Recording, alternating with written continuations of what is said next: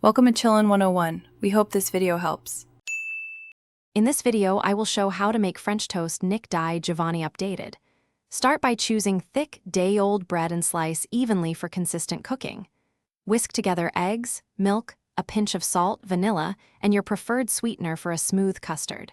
Soak bread briefly, flip to coat both sides, and cook on medium heat for even browning and a tender interior.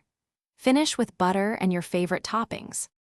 For technique, focus on timing and temperature to get that perfect balance of crisp outside and creamy inside. Dip each slice just long enough to absorb custard without falling apart. Use medium heat and a sturdy pan or griddle to maintain even temperature across the surface. Flip once when the edge is set and the bottom is golden. Let slices rest a moment so the interior finishes and flavors meld before serving. If you're finding this helpful, please subscribe and like to support the channel.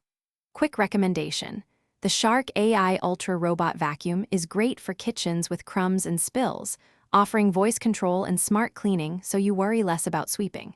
It glides around chairs and picks up stray crumbs after cooking French toast, which is both practical and a little funny. Check the description for the link and other deals. Now let's get back to the video.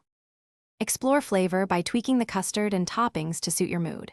Stir in cinnamon or nutmeg for warmth, or add orange zest for a bright twist that cuts richness. For indulgence, fold in a splash of liqueur like Grand Marnier and top with berries and whipped cream. Try savory twists with herbs and cheese for a unique brunch option. Small adjustments create big changes in the final plate. Thanks for watching. Consider subscribing if we helped you.